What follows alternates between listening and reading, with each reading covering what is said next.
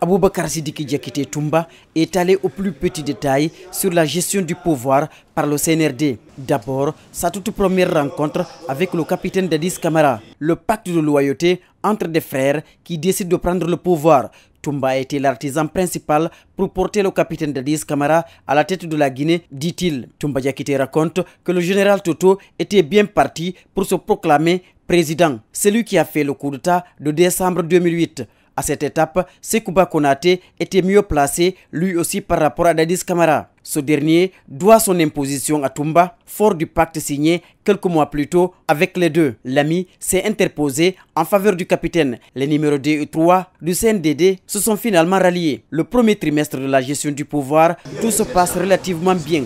Mais l'appétit du pouvoir aidant, le capitaine président se fait entourer par ses proches, faisant fi des règles établies, explique Toumba. Les suspicions, les préjugés et les a priori prennent forme. Désormais, Toumba et Konaté, sans se concerter, sont sur la défensive. Les proches du président sont devenus incontrôlables, dit-il. Arrive le recrutement des hommes pour le camp de Kalia. Pour l'ancien aide du camp de Dadis, son président était l'artisan principal. Un jour, dit-il, il aurait vu des hommes armés de machettes, de bois chez Bouno Sangaré. Poursuivant, il soulignera que le recrutement n'aura pas obéi à toutes les règles. C'était spécifique et géré par les proches du président. Le capitaine doit se rappeler qu'une fois, à 2 h du matin, le commandant de kilomètre 36 devrait se préparer à recevoir un groupe. Après échange, le commandant m'en informe et je lui dis qu'il m'en a pas parlé, explique Toumba. Au fil du temps, ils se sont équipés en voiture. Il ne restait plus qu'à s'approvisionner en armes. Là également, il accuse Dadis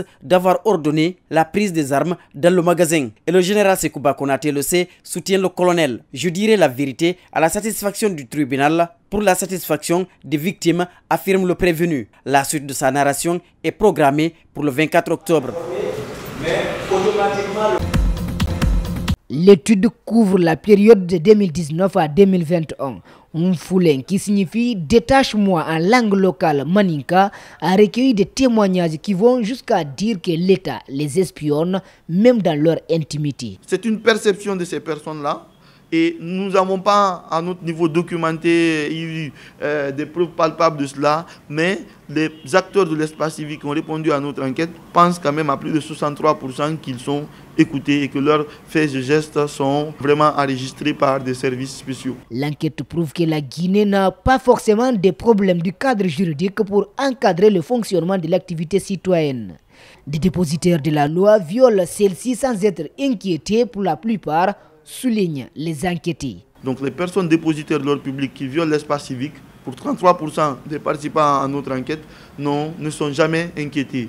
Pour 63%, ces personnes sont quelques rares fois inquiétées. Seulement 3% des personnes pensent que les administrateurs, les fonctionnaires qui violent les droits relatifs à l'espace civique sont inquiétés, toujours. Les mêmes pratiques continuent, regrettent ces activistes. Ils formulent des recommandations auprès du pouvoir central, législatif et surtout judiciaire. Au système judiciaire de veiller à l'application stricte des lois régissant l'espace civique et d'ouvrir des enquêtes sur les cas de violation des droits de l'homme qui ont résulté du rétrécissement de l'espace civique durant la période 2019 et 2021, d'apporter des cas de réponse judiciaire aux menaces et autres persécutions dont les lanceurs d'alerte, les défenseurs des droits de l'homme et autres organisations de la société civile ont été victimes lors de cette période, et de sanctionner systématiquement tout dépositaire de l'autorité publique qui entrave ici l'exercice des libertés publiques. La plateforme Unfoulin va recueillir des informations qui font trait aux libertés publiques,